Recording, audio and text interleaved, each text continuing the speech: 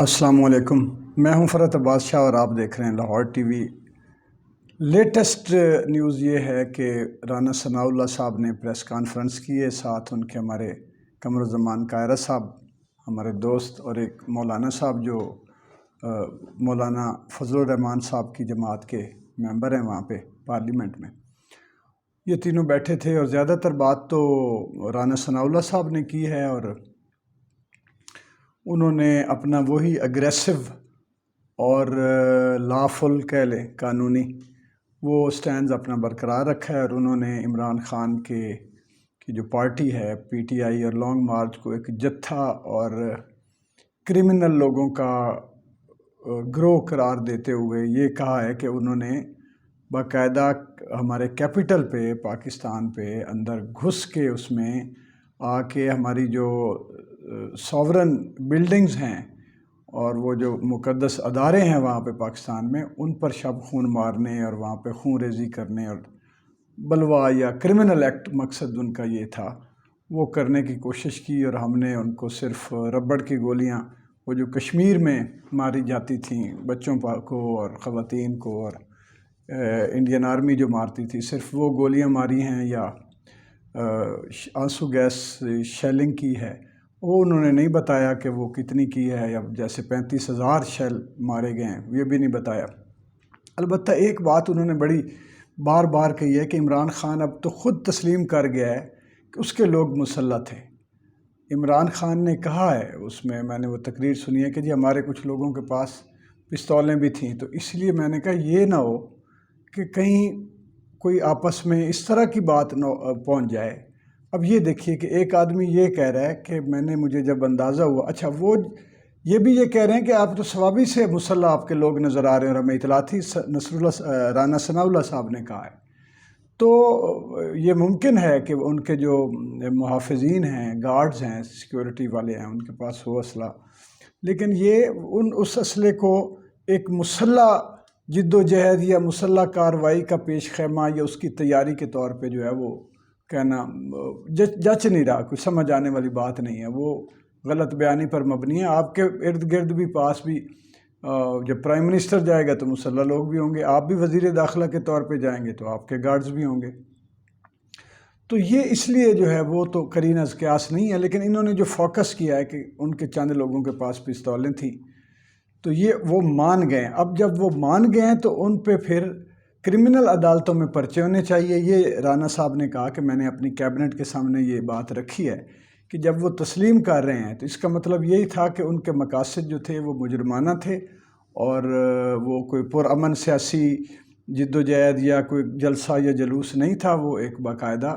Criminal act کے طور پہ ملک میں انارکی پیدا کرنے کے لیے وہ آ رہے تھے، جن کو ہم نے آگے وہ چھروں سے اور شیلنگ سے روکا۔ اب مجھے اس بات کی خوشی ہوئی ہے کہ انہوں نے عمران خان صاحب کی بات کو تسلیم بھی کیا ہے اور مانا بھی ہے، اور اتنا ہی پھر مجھے اس بات کا بھی دکھ ہوا ہے اور تکلیف ہوئی ہے کہ انہوں نے عمران خان کی بات یہ تو مان لی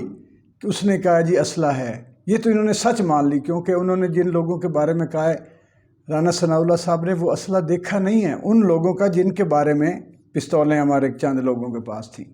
وہ انہوں نے نہیں دیکھی۔ اگر دیکھی ہیں تو وہ ثوابی والی یا کے پی کے کی طرف سے جو لوگ آ رہے تھے وزیر اعلیٰ کے ساتھ، یہ ہو سکتا ہے ان کے پاس ہوں، یا جو بھی تھا وہاں پہ جو کراس فائرنگ، یہ ان کے کہنے کے مطابق کہ پولیس پہ بھی فائرنگ کی، یہ بھی ہوا۔ تو یہ بات بہرحال یہ تسلیم کر رہے ہیں رانا صاحب کہ جی عمران خان صاحب جو کہہ رہے ہیں وہ سچ ہے، اس لیے ان پر اب کرمنل ایکٹ کا کوئی مقدمہ ہونا چاہیے، کرمنل کی جو فوجی عدالتیں ہیں ان میں۔ لیکن یہ نہیں مان رہے کہ عمران خان کہہ رہے ہیں کہ میں اس وجہ سے کہ یہاں خون ریزی نہ ہو یا ہماری پرامن مارچ جو ہے وہ کسی متشدد اور تصادم پر مبنی مارچ میں تبدیل ہو جائے، میں واپس آ گیا۔ قرآن پاک میں سورہ بقرہ میں ایک آیت ہے، کیا تم کتاب خدا کی بعض باتوں کو مانتے ہو اور بعض سے انکار کرتے ہو، تو پھر اس کے سوا تمہاری کیا سزا ہے کہ تم دنیا میں تمہاری رسوائی ہو اور آخرت میں تم عذاب عظیم کی طرف پلٹا دیے جاؤ۔ اب یہ تو ہے قرآن پاک کے بارے میں دین اور مذہب کے حوالے سے، لیکن اس سے ہمیں سبق یہ ملتا ہے کہ ہم اپنی زندگی میں بھی، دنیا میں بھی ہم بعض اوقات ایسے ایکٹس کر رہے ہوتے ہیں کہ جن میں ایک ہی جگہ پر ہم آدھا سچ قبول کر لیتے ہیں جو ہماری فیور میں جاتا ہے، اور وہ آدھا سچ جو ہمارے مخالف ہوتا ہے اس کو ہم تسلیم کرنے سے انکار کر دیتے ہیں۔ تو اسے عرف عام میں تو کہا جاتا ہے منافقت، لیکن یہاں پہ منافقت کی بجائے میں یہ کہوں گا کہ یہ وہ یعنی کہ مائنڈ سیٹ ہے جو صرف اس بات پر تہیہ کر چکا ہے کہ عمران خان کی جو مارچ ہے، جو سیاسی جد و جہد ہے، اس کو مجرمانہ قرار دینا ہے، یہ طے کر چکے ہیں۔ اچھا، عام طور پہ عدالت میں کوئی مقدمہ جاتا ہے، کوئی پولیس کے پاس کوئی کیس جاتا ہے، تو سب سے پہلے وہ یہ کہتے ہیں جس بندے کے خلاف ہو کہ اس کا ٹریک ریکارڈ کیا ہے۔ اگر تو یہ پہلے بھی اس طرح کی کارروائی کرتا آیا ہے، اس طرح کی حرکتیں سرزد ہوتی ہیں، تو اس سے توقع کی جا سکتی ہے کہ اس دفعہ بھی اس نے کی ہوگی۔ اگر یہ پہلے اس کا رویہ اور رہا ہے تو اب جو ایکٹ سامنے آیا تو ہو سکتا ہے اس نے نہ کیا ہو، یا اس سے وہ نادانستہ طور پہ سرزد ہو گیا، پھر عدالت اور پولیس کی تفتیش ٹیم یا تفتیشی افسر اس کو اور طرح لیتا ہے۔ اب یہاں پہ دو چیزیں ہیں کہ ایک طرف ہمارے جو وزیر داخلہ صاحب ہیں رانا ثناءاللہ، ان کا جب ٹریک ریکارڈ دیکھتے ہیں تو عابد شیر علی صاحب کا بیان سب سے پہلے لوگ کوٹ کرتے ہیں کہ انہوں نے کہا تھا کہ یہ آدمی 22 لوگوں کا قاتل ہے۔ اچھا، پھر جب گالی گلوچ کی باری آتی ہے تو لوگ ان پہ سوال اٹھاتے ہیں، جی آپ نے مریم نواز شریف صاحب کے بارے میں بھی اچھے الفاظ استعمال نہیں کیے ہوئے۔ اسی طرح جب ان کی بات ہوتی ہے تو لوگ ماڈل ٹاؤن کی تاریخ، سیاہ تاریخ تو جو ان کے ماتھے پر ظلم اور تشدد اور بربریت کی سٹمپ کے طور پہ لگ چکی ہے، وہ تو اترنی نہیں۔ اب ایک طرف ان کا ٹریک ریکارڈ ہے، ایک طرف عمران خان کا ٹریک ریکارڈ ہے۔ اگر عدالت نے آپ کو وہاں سے چھٹی کرائی ہے اور آپ کو ایسے آداب عرض کرتے ہوئے چلتا بنا کیا، آپ کو بھیج دیا ہے، آپ کی جو آپ درخواست تھی کہ عمران خان کے جو وائلیشن کی ہے اور اس پہ عدالت کی جو ہے وہ گستاخی یا کیا اسے کہتے ہیں کہ اس کا جو آپ جو ہے وہ لگائیں، کیس کریں اور ان کو فارغ کریں یہاں سے، یا وہ آئندہ ان کو مراعات نہ دیں، یا عدالت یعنی ایکشن لے۔ عام سادہ لفظوں میں یہ ہے کہ چونکہ عدالت کا حکم نہیں مانا اس لیے توہین عدالت ہوگی اور اب آپ اس پہ ایکشن لیں۔ اچھا، انہوں نے اٹھا کے آپ کو دے دیا کہ جی یہ نہ کریں، اس کا مطلب یہ نہیں ہے، یہ وہی عدالت ہے جس نے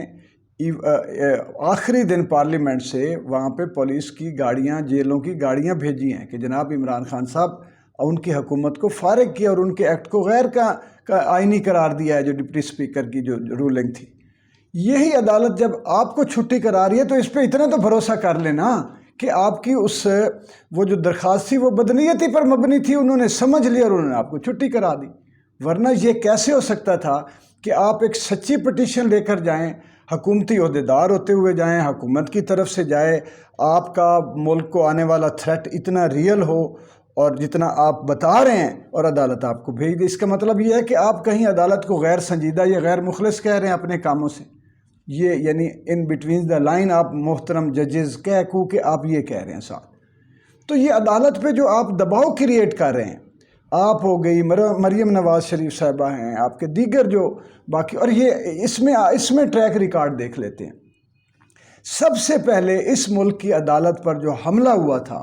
جو چیف جسٹس آف پاکستان پر جو اٹیک کیا گیا تھا، وہ آپ کو یاد ہوگا کہ میاں محمد نواز شریف صاحب نے کروایا تھا، مسلم لیگ نون نے کیا تھا۔ وہ تو ٹریک ریکارڈ تو اس میں بھی خراب ہے۔ جو ٹریک ہے آپ کا پچھلا سابقہ، آپ کا ماضی کہیں سے کلیئر ہو رانا صاحب تو آپ کہتے ہوئے اچھے لگتے ہیں۔ آپ بھی ماشاءاللہ اتنے زیرک آدمی ہیں، بالغ نظر ہیں، لیکن کچھ چیزیں عوام اب جو چیزیں آپ عوام کو سمجھانا چاہ رہے ہیں، یہ میں آپ کو عوامی بات بتا رہا ہوں۔ یہ لوگ ساری چیزیں ڈسکس کرتے ہیں اور اس کے بعد وہ آپ سے معافی مانگ لیتے ہیں،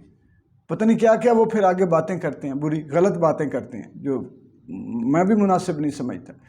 تو یہ جب یہ ساری چیزیں آپ کو، میں تو حیران ہوں کہ آپ کی پارٹی یہ سمجھتی ہے کہ جھوٹ بولنا جو ہے کہ اب مریم نواز شریف نے کہا تھا نا کہ 200 بندے نہیں آئیں گے اسلام آباد میں، آپ نے کہا تھا جی 2000 4000 جتنے بھی کہا تھا، آپ نے بھی منیمم کہا تھا، آ کے تو دکھائیں۔ اتنے یار آپ کے 4000 آپ کے کریک ڈاؤن پورا 4000 چھاپوں کی وجہ سے، گھروں میں گھسنے کی وجہ سے، آپ کی ہر شہر کے اندر رکاوٹیں، تشدد، شیلنگ، اس کے باوجود لوگ پہنچ گئے ہیں۔ تو پھر بھی آپ کو یہ بات سمجھ نہیں آ رہی کہ لوگ آپ کی ہر بات کو جھوٹ ہی سمجھتے ہیں۔ اور وہ جو کامیابی حاصل کی ہے عمران خان نے، وہ آپ کو لڑ گئی۔ آپ سمجھ رہے تھے ممی ڈیڈی ہیں، برگر ہیں، بچے، یہ وہاں تو غریب بچے نوجوان۔ اب آپ کو میں جو سب سے آپ کے لیے خطرناک بات ہے اور اس ملک کے لیے خوش آئند ہے، اور عمران خان اس میں سرخرو ٹھہرتا ہے، وہ یہ ہے کہ اب یہ پارٹی صرف ممی ڈیڈی بچوں کی پارٹی نہیں رہی، اب یہ غریبوں کی پارٹی بھی ہے، اب یہ کاروباری طبقے کی پارٹی بھی ہے، اب یہ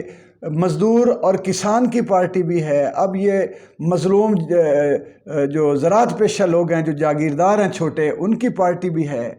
اب یہ کلرکوں کی پارٹی بھی ہے، اب یہ مجھے کہنے دیں کہ اب یہ جو ہے ہر اس مظلوم کی پارٹی ہے جو آپ سے نالاں ہے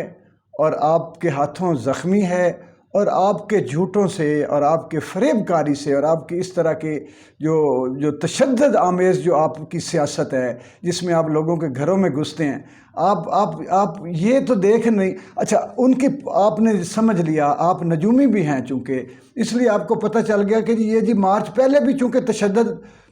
والا مارچ کرتے رہے، اب بھی تشدد والا کریں گے، پہلے بھی تصادم پہ ان کا یقین تھا، اس لیے 4000 گھروں میں گھس جاؤ، کریک ڈاؤن کرو، لوگوں کو پہل تو آپ نے کر دی، رکاوٹیں تو آپ نے کھڑی کر دی، عوام کو اکسانے والے آپ ہیں تشدد پہ۔ اب جو بیچارہ وہ کانسٹیبل مارا گیا کسی کی گھر میں کودنے کی وجہ سے، گولی کی وجہ سے، جب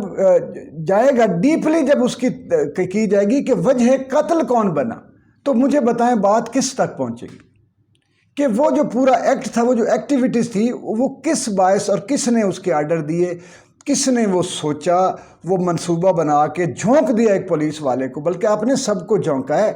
ایک جگہ سے یہ ہوا ہے، اگر 10 اور جگہ سے ہو جاتا، 100 جگہ سے لوگ اپنے گھروں میں گھسنے والوں کو آگے سے فائر مارتے، تو آپ نے کہنا تھا یہ دیکھا نا جی، یہ تشدد والا ہے، لیکن وہ جو مر جاتے بیچارے اور جن پر اب قتل کے مقدمے ہو گئے ہیں، وہ سارا گناہ کس کے سر جاتا ہے۔ بہرحال دکھ ہوتا ہے کہ ہمارے حکومتوں میں ہمارے کون آپ لوگ ہیں یار جو ہمارے اوپر آپ مسلط ہو گئے ہیں، کون آپ لوگ ہیں، کہاں سے آئے ہیں یار کہ جو ہمیں مارتے بھی ہیں، ہمارے گھروں میں بھی گھستے ہیں۔ اور یہ عوام کی بات ہے، یہ جو میں آپ تک پہنچا رہا ہوں، کہ وہ لوگ یہی سوچتے ہیں کہ یہ ہمارے حکمران ہیں، ہمیں روٹی روزی دینے کی بجائے ہمیں تعلیم، ہمیں صحت، ہمیں روزگار دینے کی بجائے ہمارے گھروں میں گھستے ہیں۔ ہم پولیس کو ٹیکسز دیتے ہیں، رینجرز کو ٹیکسز دیتے ہیں، ایف سی کو، ہمارے ٹیکسوں پر ان کی تنخواہیں ہیں، ہماری کپڑے، پیسے، روٹی، پانی، ٹی اے ڈی اے، اور یار یہ کن کو بچانے کے لیے، کن کے اشارے پہ آ کے ہمیں گھروں میں گھس کے مار رہے ہیں؟ پتہ نہیں۔ اب خدا کا خوف، آپ سے تو یہ بھی نہیں کہا جا سکتا کہ خدا کا خوف کریں۔ بہت شکریہ۔